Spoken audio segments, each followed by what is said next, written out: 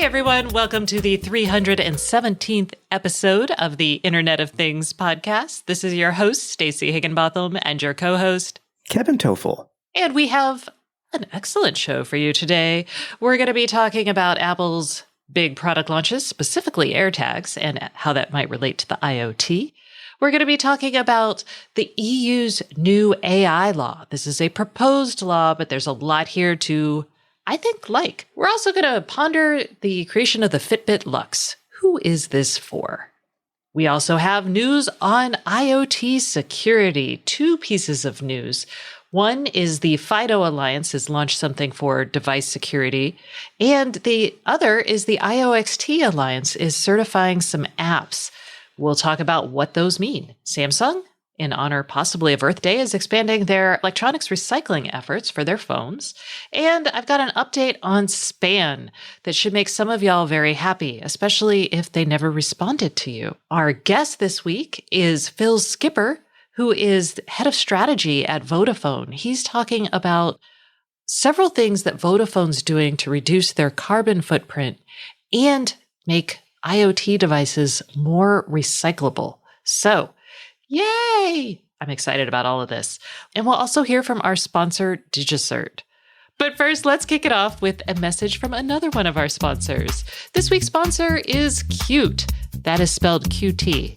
So, IoT projects come with a lot of challenges. There's connectivity, there's data analytics, there's deploying sensors, creating a crisp and responsive user interface on a tiny, tiny device, and Qt can help you with all of that. Qt is the software development platform that has everything you need to create connected devices that your users will love. From no-code UI design tools to libraries, sensor APIs, networking, and connectivity classes and protocols that are surprisingly easy to use, you can give Qt a try today.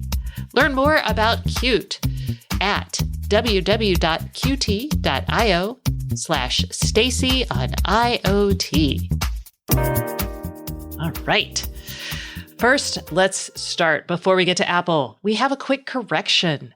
Last week, we talked about Marvin Windows and embedding technology from Halio. Halio? Yeah, I think it's Halio. Halio? I'm talking to him next week. We'll find out then. But we mistakenly told y'all that the Awaken Skylight and the Sky Cove products from Marvin, the Skylight was a smart skylight and the Sky Cove was like this all-glass bay window pop-out thing. We said those were going to have Halio technology in them. They are not. They are their own thing. So, and Halio technology is the dimming, the electrochromatic stuff inside the windows that makes it shade, basically. Yeah, it's awesome. Yes, it is. But Marvin has not announced Halio products yet. So we are sad. We were just so hopeful, but no. But, smart skylight's still a good idea. We apologize for that. Okay, so let's move on to Apple's event this week. They announced lots of things we don't care about for the purposes of this show. I thought the colorful iMacs were cute and I want a bright orange one, but I don't want to spend $1,500 on a desktop machine. You don't want a purple iPhone? That's new. I don't use an iPhone, nor do I care for purple. I do want an orange MacBook Air. Someday, maybe. So yeah, and everything revolves around their own Apple Silicon M1, which definitely leads into some of the stuff we're going to discuss. We're going to talk about AirTags, but before we even do that, can I just say one cool thing that I did not put in my AirTag story because it didn't fit? Yes. The new Apple TV 4K, it's a streaming box just like all the others. I'm not going to say it's magical, etc., and use all the Apple superlatives. But what I think is really interesting and smart, very clever, Apple has added a feature that you can use the camera and sensors in your iPhone to calibrate the color balance of your TV. It has to be a TV using this new Apple 4K, obviously. But I think that is super smart, a great use of sensors, and to have your TV color calibrated professionally can cost a few $100. So granted, the Apple TV will cost you $179 or $200, depending on the model you get. But still, that's a really clever use of sensors and a great value add. Agreed. And, there's a ton of hype right now about like spatial audio and things like that. But really, all of this boils down to we have sensors and we have AI that can really basically use computer intelligence to like make the world a little bit more accessible, sound a little bit better. That's it. It's awesome. It's awesome. But AirTags. I'm sorry, I derailed, but AirTags. Okay. We've talked about AirTags probably for 8 months because we had seen lots of rumors that they're coming, and they are official. You can order 1 or a 4-pack of AirTags this Friday. One is $29, 4 are $99. These are Bluetooth tracking devices that run on a coin cell battery, but they're more than just that, which we'll explain in a minute. So if you've ever used a little or attached a little Bluetooth tag or tracker to something, a bag, a wallet, a person, I don't know, a dog, and you used those in the past, it's the same concept. But of course, there's more because Apple is including 2 chips inside that make these stand out. One is their U1, which they call their ultra wideband chip, and that's used for precision detection. Fine-grained location detection. Yes. I was using the marketing term for a second. Precision finding is what Apple's calling it. But basically, yes, fine-grained detection, so you can see direction, where your lost item is, how far it is, obviously. And I presume if it's above or below you, because I'm going to test that, like by hiding a tag under my couch just to see. Well, now we know where it is. Well, I guess I could tell the girls to hide it. Yes, do that. We could have a little game, little scavenger hunt. Okay. Yes. So that is cool, but that only works with iPhone 11 and up because those are the only iPhones that have the U1 chip to actually make that communication. For every other supported device, which goes way back to like iPhone 6s and so on, you'll just have the standard Bluetooth tracking. And there's also the other chip. The other chip, which I think is a big deal as well, but other people may think, that's an NFC chip. And I say it's a big deal because I've been using HomeKit devices and I've touted how easy the setup process is. And that's because some of those devices have an NFC chip in them. So you literally just hold your iOS device next to that device. It pairs via the NFC and just does all the setup in the Apple Home app, just like the Apple AirPods do. You hold them close to your iPhone and hey, look, it's set up automatically. It's paired. So I think that is huge because it breaks down that setup barrier that you can find with so many other smart devices, right?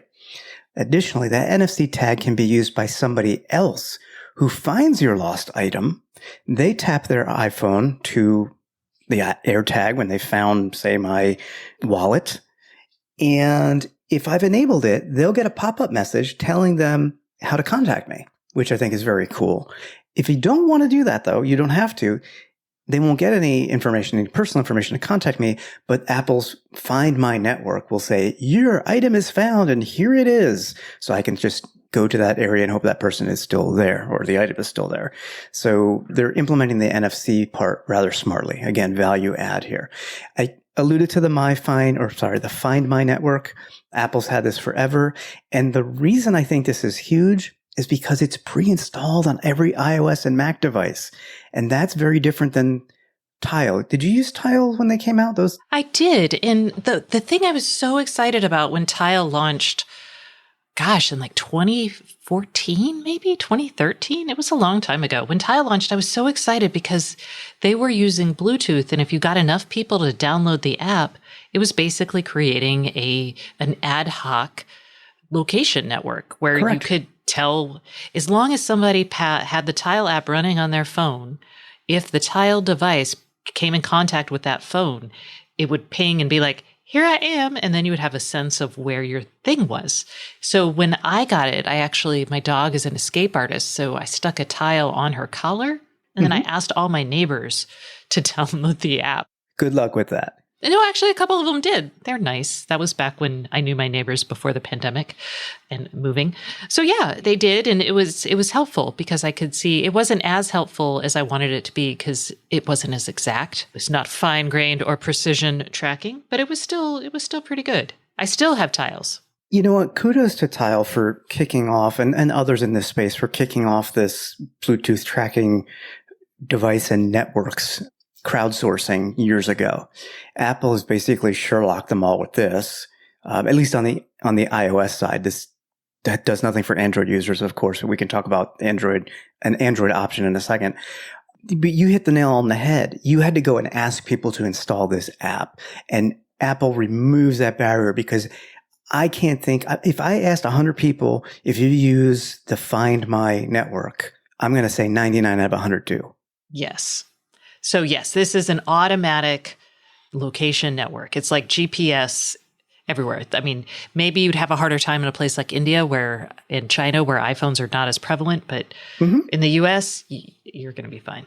Correct. I am disappointed in the fact that the actual tag itself, it like I said, it's coin battery operated, battery can be replaced, which is good, but there's no way to attach it to anything out of the box. You can slip it in something, but it's just like a little button.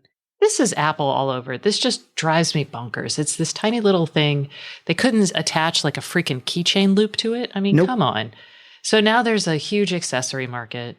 Exactly. I mean, Apple has its own attachment accessories that start at $29. I saw the Hermes leather baggage tag one for $450 for a $30 tracker. That's just kind of silly. Belkin has That's one. your Christmas present right there. No, I don't want that. I don't want that. Belkin has a $12.95 loop.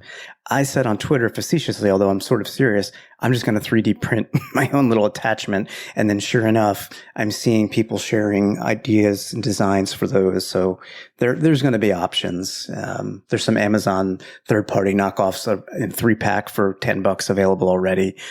But yeah, that's disappointing that out of the box you cannot attach it to something. So I have a couple thoughts. So one, Samsung actually, they have the Galaxy version of this, Samsung Galaxy version of this. And that's what I was alluding to when I said Android option, but it's a Samsung Galaxy option, yes. Yes. So they have their own ultra-wideband chip.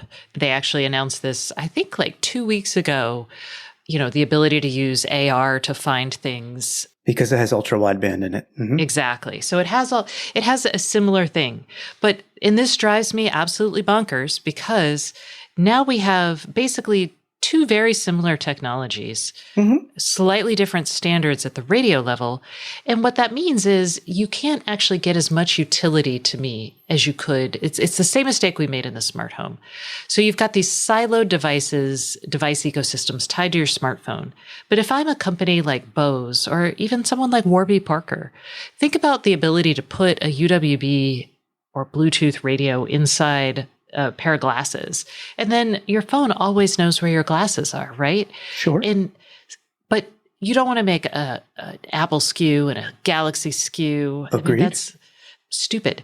I agree with you, but I will say at least it's two of the largest phone footprints on the planet that are doing this. And you're right. It shouldn't be siloed. It should be standard. But most people will probably be happy with the network and their devices. I don't like the different SKUs. I agree with you there. Actually, a great example would be, for me, my tools. People borrow my tools all the time and they leave them in weird places in the house.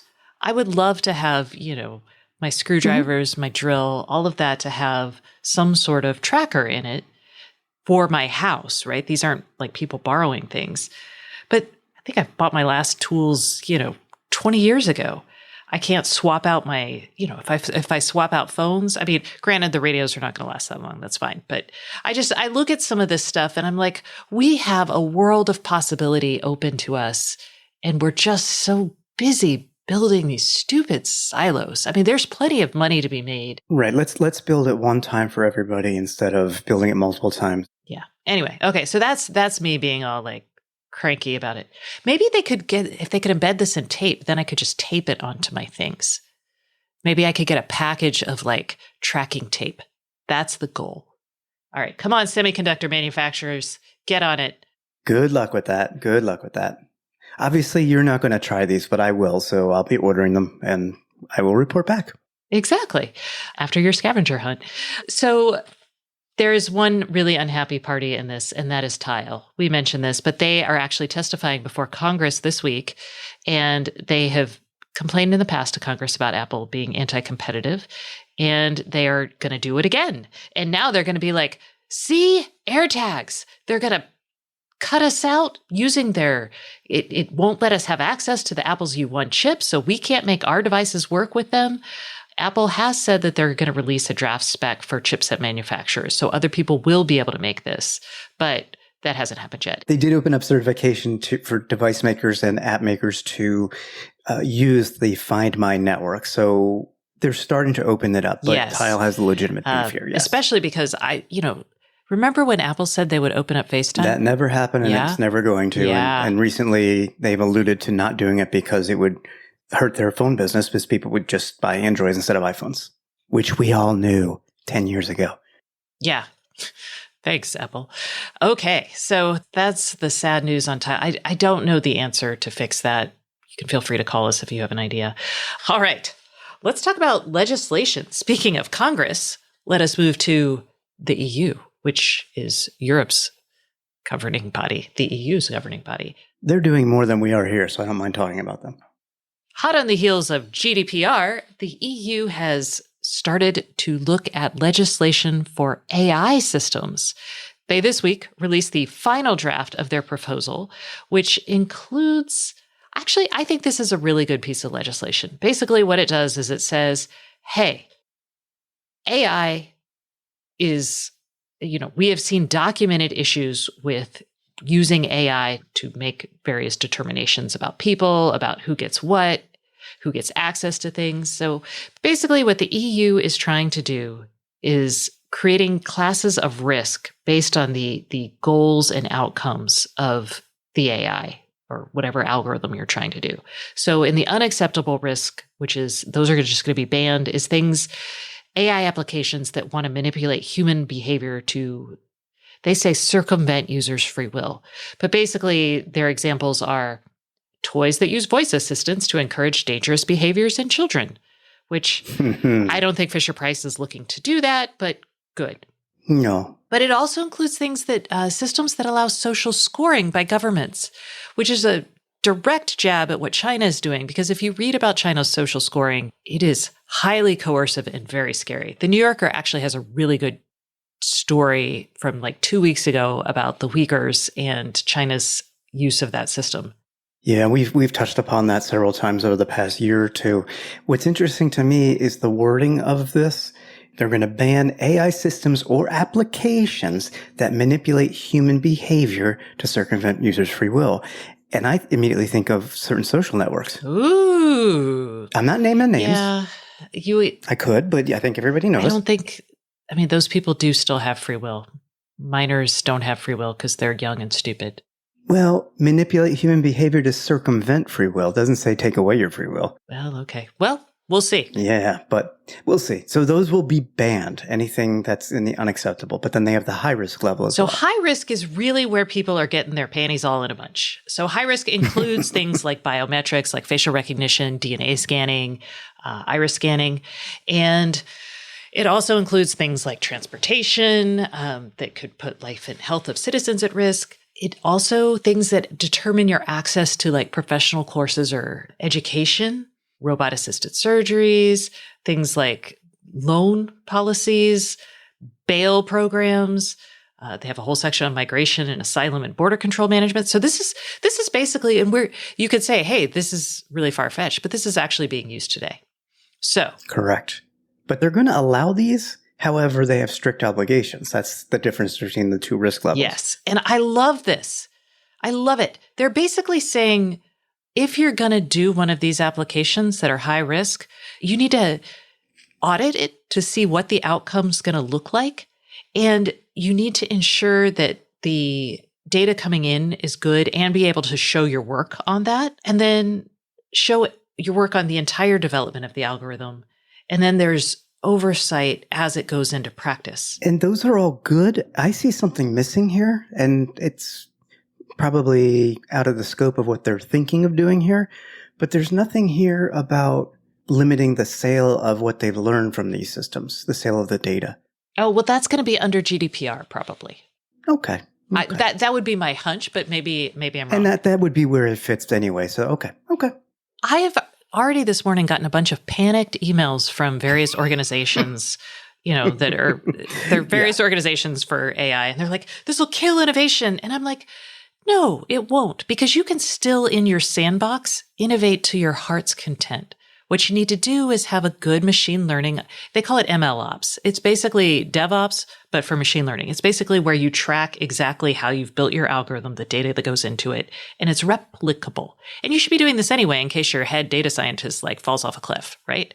So these are things that already exist in companies. And then you're basically saying, hey, this is what happens. You run it through different populations and you say, oh, look, this behaves really weirdly around Black people. Or, oh, look, if you're poor, this thing is not treating you like, you have a way higher risk of doing something bad, right?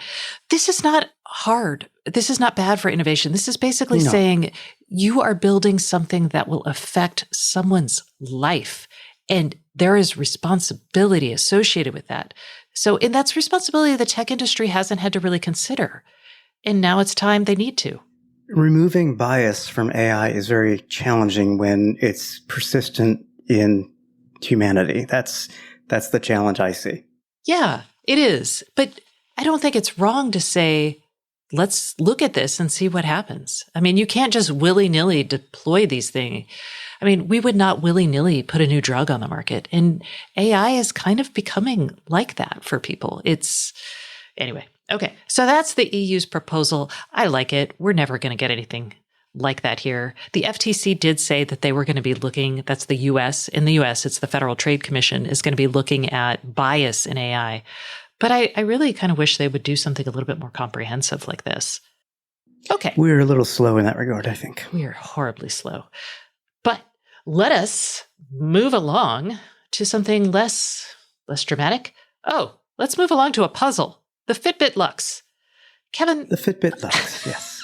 Yes.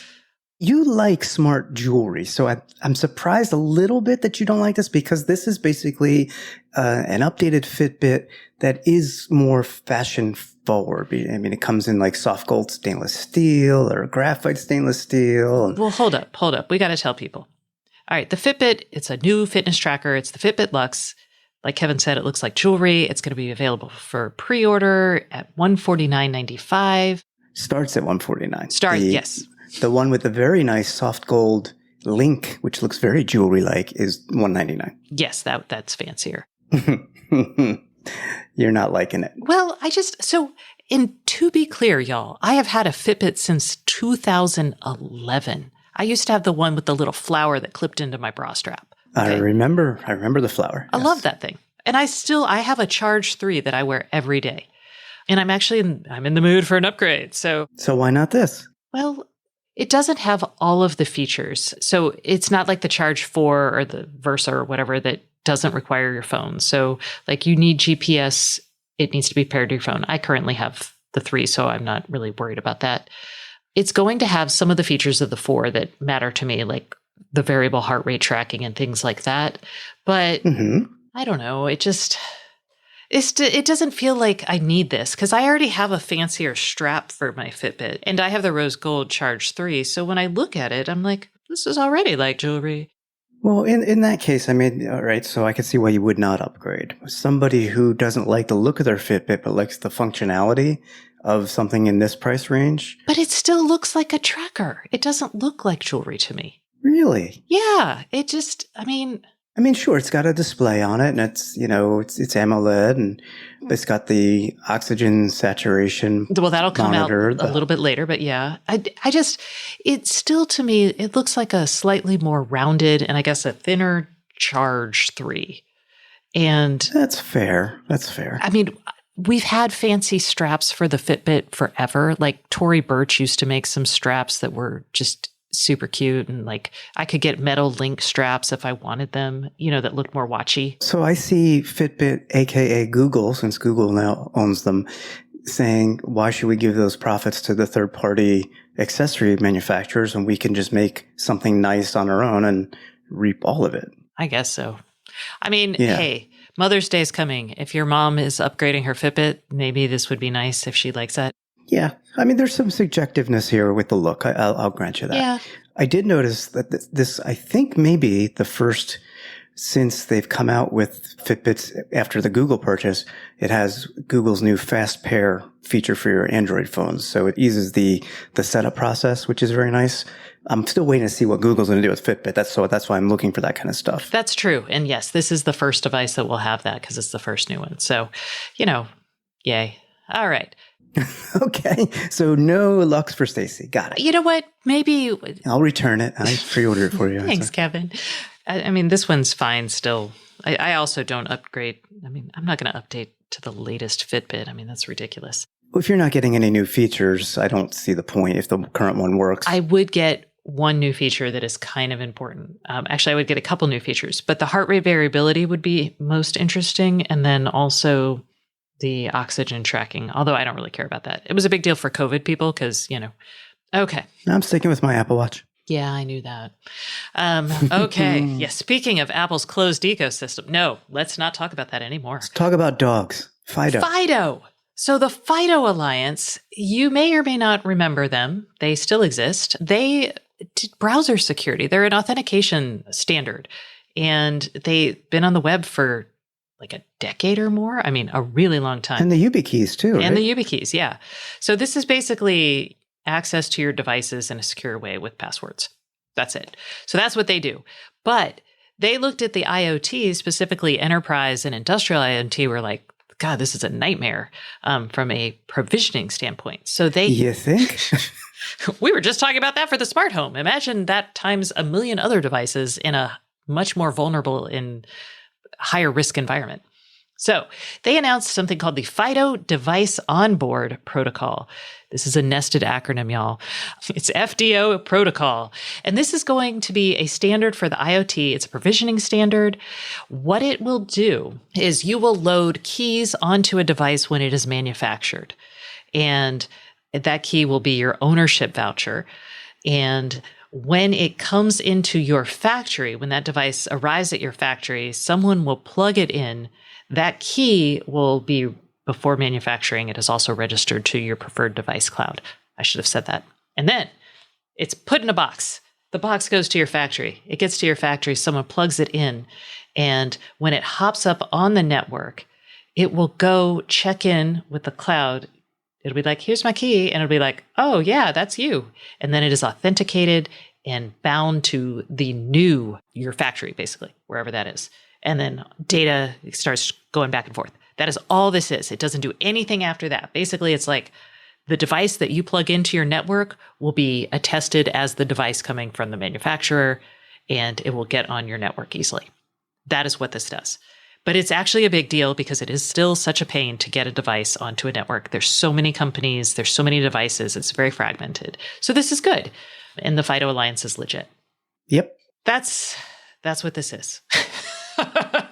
and that's that. And that's that. You should, Fido, the people who developed it, Intel, Qualcomm, Google, AWS, Microsoft, ARM, all of them involved. It's lovely. Okay. The other news, and that was this week. Last week, we were all talking about chip, but there was another thing from a security standpoint that is worth mentioning. The Ioxt Alliance. Now, the Ioxt Alliance launched in April, I want to say, with the idea that they were going to create a certification for security for smart devices. It was August of last year that they... August of last year, yeah. Time is in a blender thanks to the pandemic. I don't even know. Okay. They've been working hard since then, and this is like their first big thing. This is their first big announcement, which is a certification for mobile apps and VPNs. And a little history on Ioxt.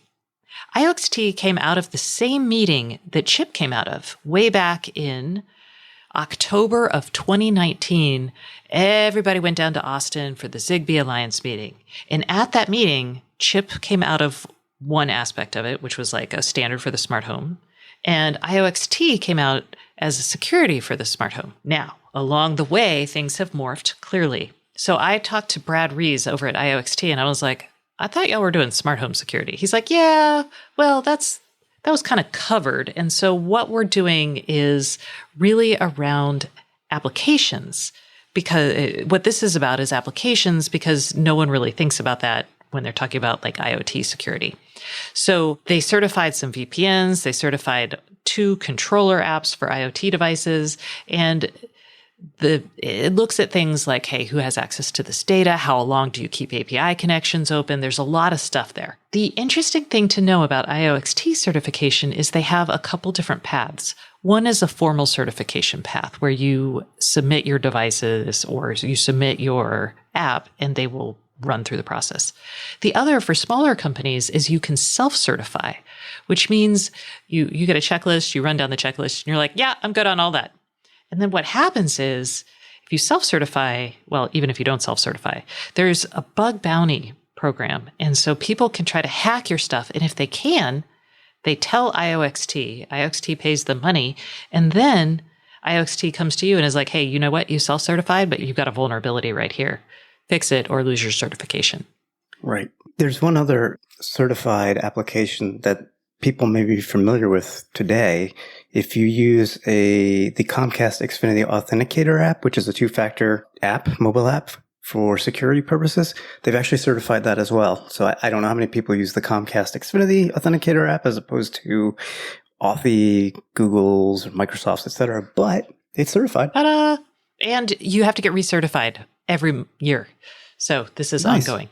Okay. So those are our big security news pieces. Now, let's quickly move into dun-dun-dun, Samsung in honor of Earth Day, I'm guessing. You want to talk about it? Yeah, that could be. I didn't even think about Earth Day with regards to this, but Samsung actually had a beta service that they started up in certain countries. They've expanded it, and the service is now available in the US, UK, and Korea. It's called their Galaxy Upcycling at Home program.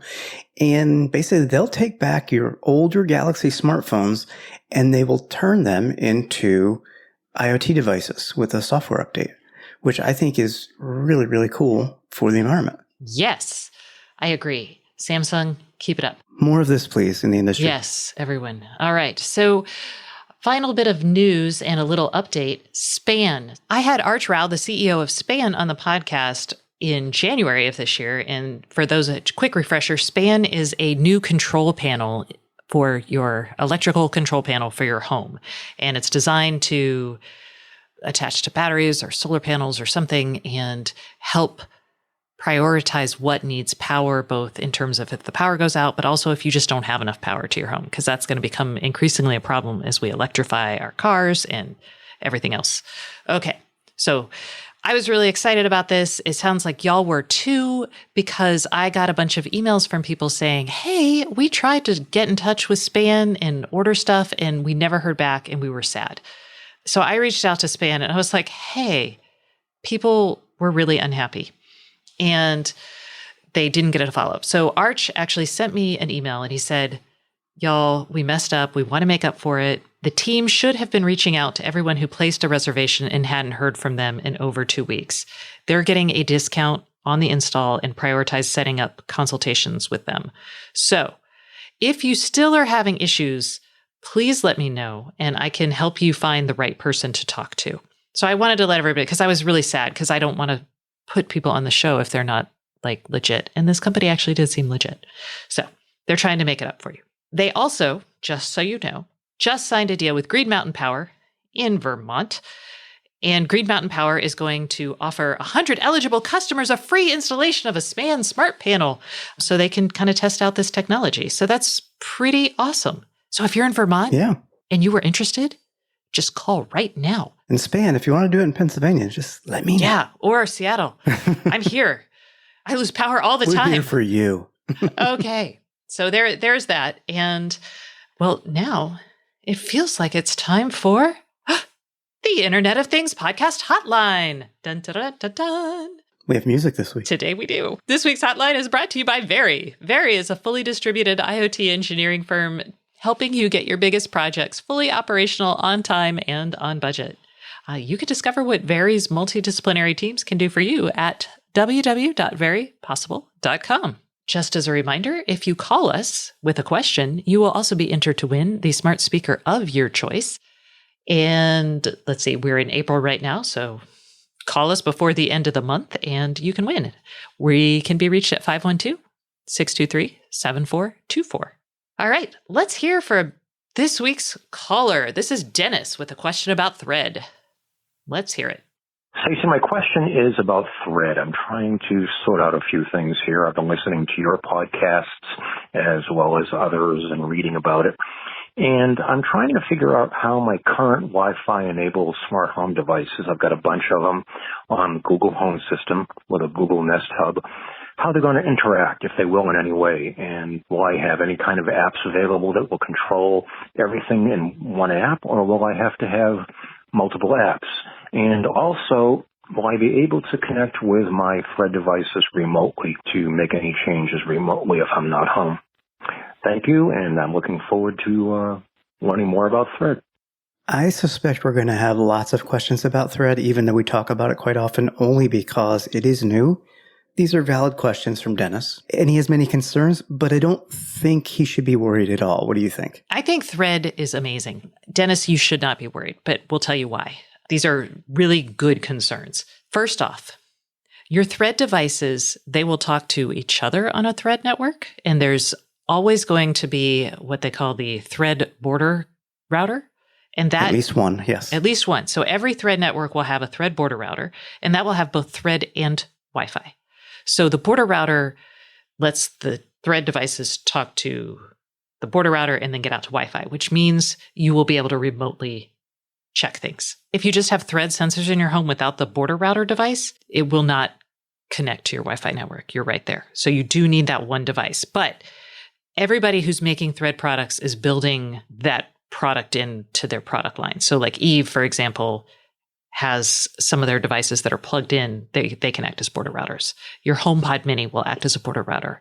I suspect, but I cannot guarantee it, like the Eeros or the smart controllers that will come out later this year that will have Thread on them, like for like a Google's display or Google Mini speaker or whatever, those will probably also act as a Thread border router. And I believe the current Eero 6, not the Pro router. The Pro actually has Thread too. It has Thread, yes, but it's not enabled. Yes, it is not enabled. It was when I first started, and then that setting disappeared. But I believe in the 6, not the Pro version, it is enabled. But regardless, they've set it up to future-proof and say that will be your quote-unquote bridge between your Thread and your Wi-Fi network, so that you don't need to buy another border router device. But there will be more border router devices, as you said. I suspect the same. Next smart displays will have them, smart speakers will have them, and so on and so forth. Anything that comes with Wi-Fi for functionality that's plugged in, which is most everything with Wi-Fi, I suspect you're going to start seeing a lot of Thread radios in those new devices coming. Yes. And then your final question about apps. This is tough. Yes. The answer is we don't know. So, and it also depends on the manufacturer of the device. Some manufacturers are going to be like, yeah, I don't want to deal with apps. And so you will have functionality without apps. Like if you look at someone like Eve wants to have an app, but they believe that basic functionality should be part of the sensor plus, in their case, is HomeKit. So with Eve, you could actually use the sensors without having and using the app. Correct. And I have the app because I did test some of the new Eve Thread devices. I have another one that I have to take a look at as well. In the HomeKit world, you really do only have the one app if you want it, and that's Apple Home. In the Google world, you do have multiple apps, but you have them consolidated in Google Home. And then you have all the individual apps, which traditionally are required. That may change, as you said. But that's not a Thread thing. That's a chip thing. Exactly. So there's a lot here. So the app front is going to be manufacturer and chip dependent. So we won't know for a while. But yeah, I suspect nothing's going to change in your app experience, Dennis, for at least a year or more. Yeah. And I suspect most companies are probably going to want to push an app just because they want access to the data, the relationship with the customer, et cetera. And the onus will be on them, though, to provide additional functionality, right? So like all the basic functionality should be taken care of as part of chip. So hopefully, Dennis, that answers your questions. Thread is a great protocol. It is super speedy. It is IPv6 6 compatible, which means it can go directly out to the internet if you want it to. So we don't have like Thread in our phones, so it's not something we can talk to from our phones, but the controllers will take care of that for you. This is going to be great. Thread is designed for IoT. So I'm like, yay, Thread. Okay. So that's us being high on Thread. Hopefully, Dennis, that answers everything you had. And for the rest of y'all, if you have a question for us, give us a call at 512-623-7424, and you will be entered to win a smart speaker of your choice. And we may answer your question on the show. That concludes this portion of this week's show. And please stay tuned for Phil Skipper, who is the head of strategy at Vodafone. And he's going to be talking to us about how Vodafone is reducing its carbon footprint and specifically how it is designing electronics to use fewer resources and then also to be designed for recyclability. And now let's hear from our sponsor. This week's sponsor is Digicert. Hey everyone, we are taking a quick break from the Internet of Things podcast for a message from our sponsor. This week's sponsor is Digicert, which is a global provider of PKI and digital certificate management, which provides scalable identity, authentication, encryption, and integrity for securing connected devices and users. And from Digicert, I have Mike Nelson, who is the VP of IoT Security. First up, what are some of the biggest IoT security challenges that you see companies facing today? Yeah, I think we see 3 common vulnerabilities across all IoT devices in different industries. And the first one is lack of authentication systems that are able to scale to meet the volume of devices that are being deployed. The second one is a lack of encryption of data. IoT devices are collecting data. A lot of that is confidential and it needs to be secured. And then the third vulnerability is around integrity. As manufacturers are sending updates to devices, making sure that firmware packages, code, any data has integrity associated with it. And so why are manufacturers turning to public key infrastructure to solve some of those challenges? Digicert is the largest provider of public key infrastructure, or PKI-related products and services globally. And PKI really at its core is about leveraging digital certificates for things like certificate-based authentication, certificate-based encryption, using digital signatures to sign data to ensure that there's integrity associated with it. It's good for product security teams because it allows them to address those common vulnerabilities or core challenges that we've discussed. So how does Digicert help security teams implement scalable PKI for their products? We work with organizations in the design and architecture stage to make sure that they're architecting the PKI in the right way. But we also have very robust products. Digicert has built the Iot Device Manager on our Digicert One platform to specifically address the growing challenges of using PKI within an IoT ecosystem. This manager is the most modern, flexible, and scalable PKI infrastructure on the market. As the number of connected devices grows for manufacturers and the device and certificate management challenge begins to increase, automation becomes so important for them. And our platform completely automates the entire lifecycle of certificates. Our platform is flexible. We can deploy on-premise or from the cloud. We can even host environments for our customers. The platform is also built upon a container-based and cloud-native architecture, which allows manufacturers not just to address the challenges that they're dealing with today, but also to look into the future and rest assured that they'll be able to meet those demands. I'm confident in saying that Iot Device Manager will allow any IoT manufacturer to rapidly deploy completely automated PKI in a variety of ways to meet all of the demands that they have within their organization. All right, thanks, Mike. And where can we go to find out more information about Digicert? Yeah, your listeners can learn more about the Iot Device Manager by going to digicert.com.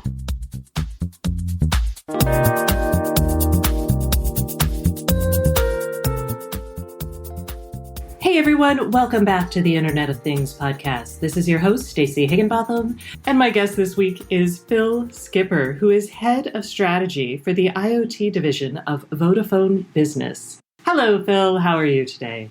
I'm doing very well indeed.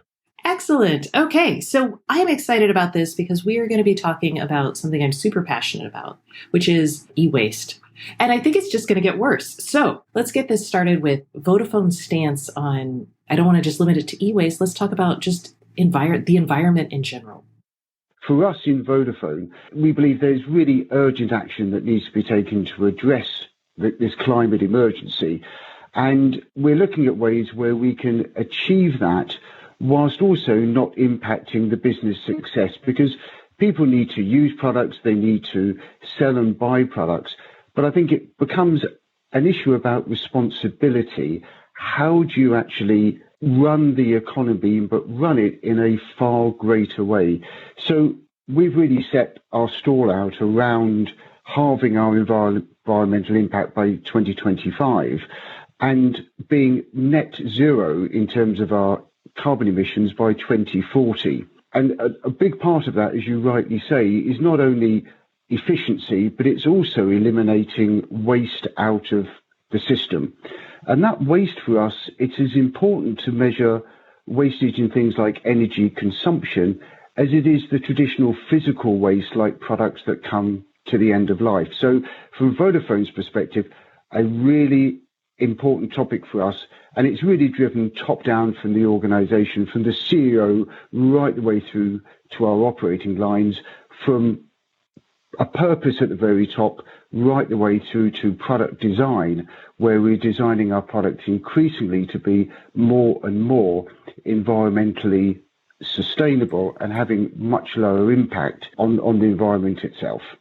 Excellent. And we'll talk about all of these things because I want to hear about your product design. I also want to talk about IoT. I think is a huge opportunity to the data that you pull in. It can actually make the externalities associated with something visible. And I think that's really important for helping both probably your operations, but your customers' operations. So helping them reduce their carbon impact. So first off, let's tackle maybe, I'm going to call it the easier stuff, but what are y'all doing at Vodafone to reduce your carbon footprint? And bonus points if there's an IoT angle to that. Well, there's certainly quite a significant IoT angle. A lot of the savings, sort of over 30% of the savings we look at, are coming through IoT connected solutions. So let me just give you a few key things. So first of all, there's equipment that moves through the process. And what we've done is we've set up a reuse and recycling marketplace where we're actually able to trade equipment with other network operators in other countries. And we're planning to reuse, resell, or recycle 100% of our redundant network equipment by 2025. So that's one part of the story, which is extending the useful life of those assets.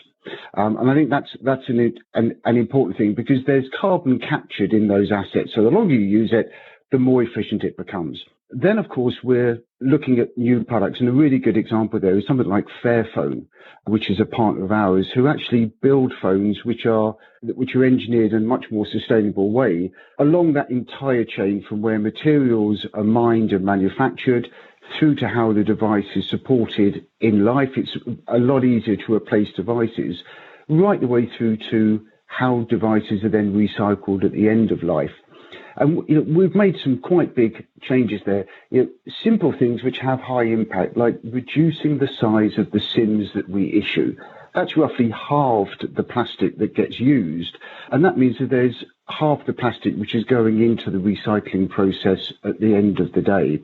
And I think we also shouldn't forget advances in SIM-only deals, the repurposing of smartphones and so on. So there's a lot which goes on, making sure that you put less into the process, so you actually have less at the end of the process to deal with. And a lot of that is about extending life.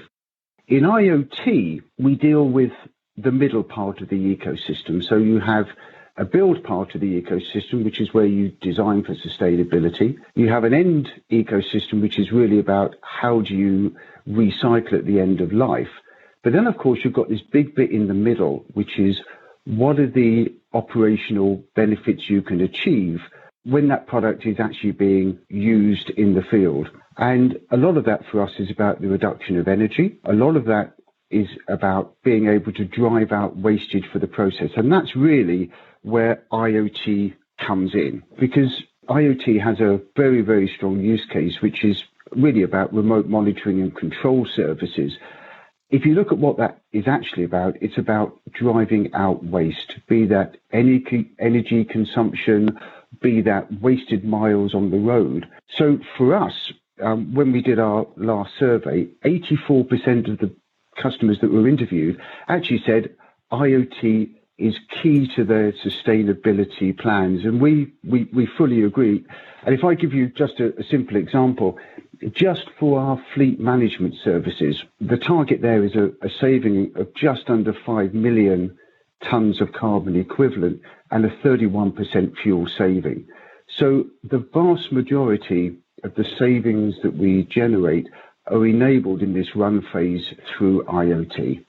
Okay, and we're going to dig into that a little bit more because I talk to lots of companies about, like, a lot of them are in the manufacturing side and they're experimenting with ways to reduce their overall carbon footprint by doing things like maybe they're manufacturing at different temperatures. Sometimes they're mixing up their products a little bit and they're finding savings that way. And they're figuring that out because they've got incredible amounts of sensors and data coming in that lets them see this. So I would love to talk about if you have customers who are making an impact in their operations and reducing their carbon footprint, I would love to hear about that. Yes, and you're absolutely spot on. So you've got this new world where you're able to reduce the process limits by having much more knowledge about how the process is operating. So this is about actually understanding how much heat you have to put into something to make it work. And there's some fantastic examples in the airline industry. By actually understanding the weight of the aircraft really accurately, you can save a lot of fuel in terms of the takeoff speed and the configuration of the aircraft that you need. And Vodafone's done a lot of work with particularly a low-cost airline to actually give pilots that in-depth information in the cockpit. We also see other applications where manufacturers particularly are looking at what happens to the yield, what happens to the impact, measuring everything in between, and then doing the process optimization. And this does a number of key things. One, it can really optimize the use of raw materials. It optimizes the use of energy, but it can also improve the output quality of what's being made.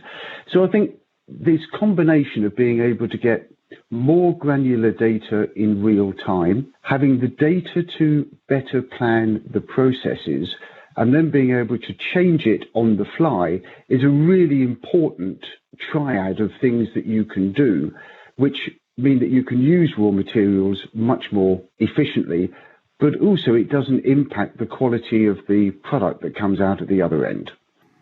All right, and let's talk about products, the physical connected devices, because that's what I think a lot of consumers end up seeing and they're frustrated with. So you mentioned things like shrinking your SIMs and how that's cut plastic waste. Can you talk about some of the other efforts that y'all are making on the electronic side, either to design things better or maybe to create trade-in or recycling programs to make it easier for people to bring them in and hopefully have something better to do with these devices as opposed to a landfill?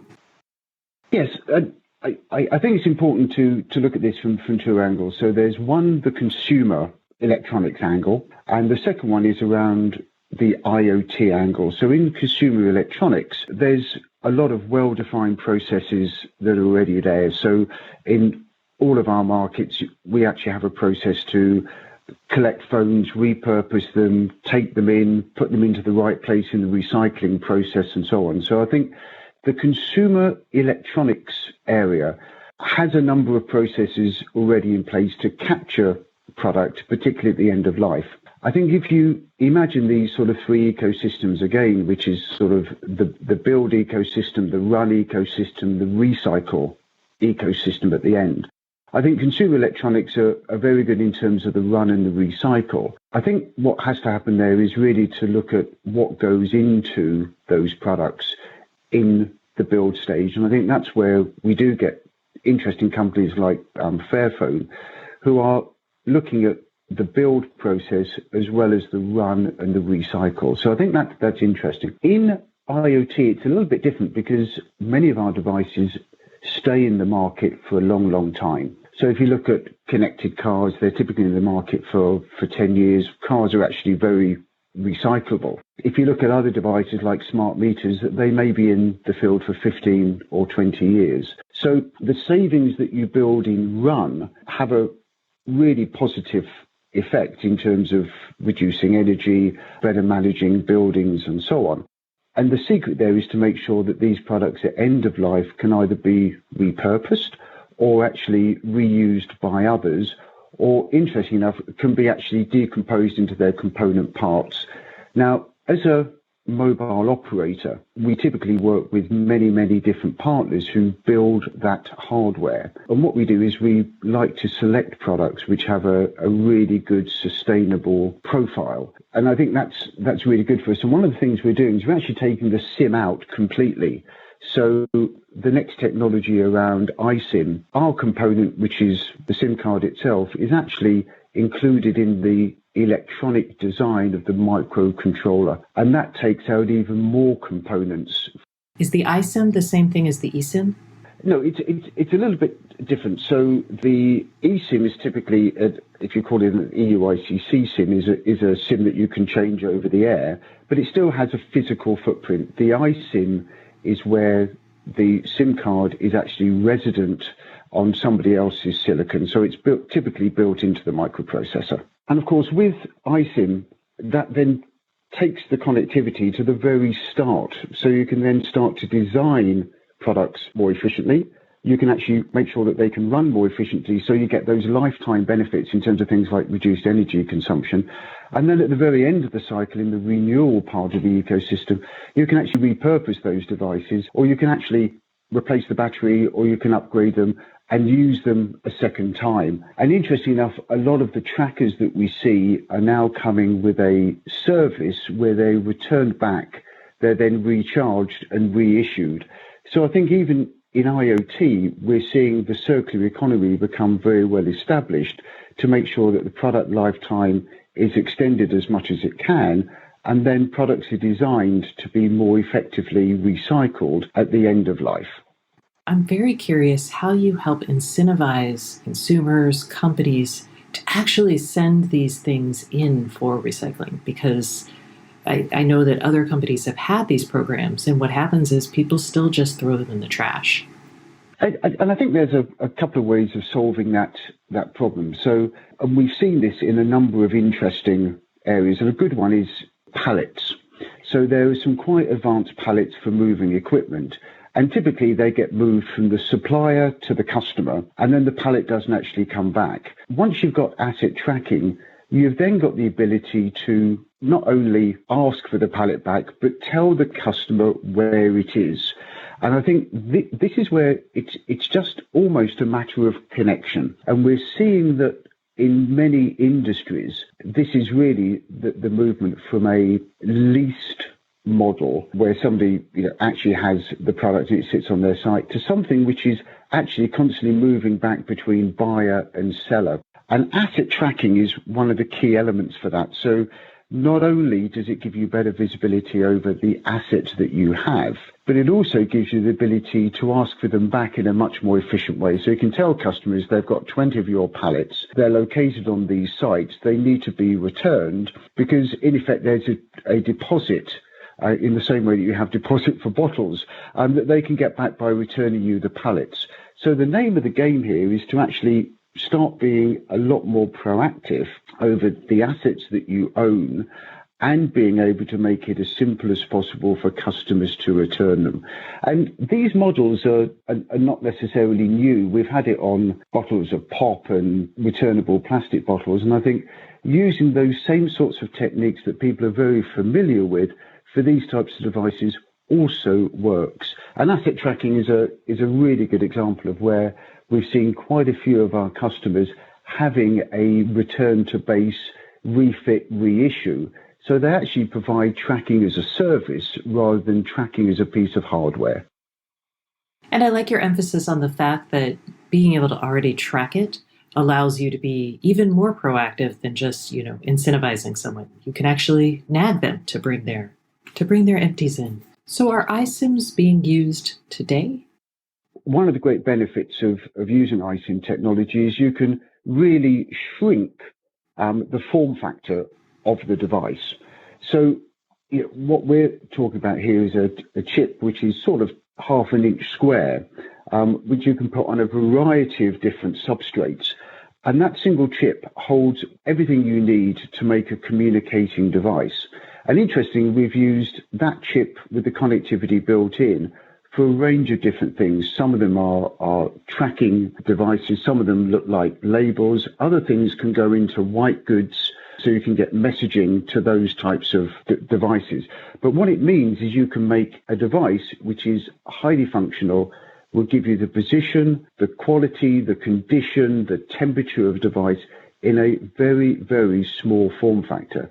And of course, small means saving. So it uses less raw materials, it's much more compact, and of course it's cheaper. So it means that you can get the benefit of connecting devices in things that you would never have thought of doing before. And that opens up the opportunity to create other products as a service, and that in turn opens up the shared economy. And I think that's probably within IoT one of the big steps forwards, where you don't own an asset that you use for 10% of the time, you borrow an asset and you use it when you need it. And I think that difference in ownership model is really significant. I think that's going to have a big impact on sustainability. Okay, and then for the final question, I'd love to understand, you mentioned creating a sharing economy, you've mentioned, the Fairphone, you've mentioned lots of things. What are you most optimistic about having a big effect when we start thinking about how IoT can help us address climate change? What I'm most excited about is the behavioral change.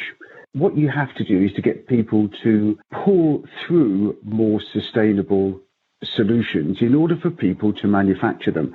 And I think what we're seeing right now is that change starting to happen. And I think that's what inspires me most. And I think if you look at many of the incentives which are being running at a national level or a pan-national level, it's really to start building economies around green infrastructure. Now, we're doing a lot of that already in terms of our green gigabit network being net zero by 2050, but we're also seeing many of our customers also investing in terms of more efficient buildings, improved fleet management, and that gives a completely different perspective on how people want to live their lives, how people want to use assets. So I think technology is simply an enabler. The outcome is driven by the behavioral change. And I think as corporations like Vodafone start to increase the profile in terms of the planet and the purpose around sustainability, I'm seeing that really gathering pace, which I think is fantastically exciting. Excellent. All right. Well, Phil, thanks so much for coming on the show this week. Absolute pleasure. I really enjoyed it. That's it for this week. Thanks so much for listening. And remember, if you'd like more IoT news, sign up for my newsletter at stacyoniot.com. We'll see you next week.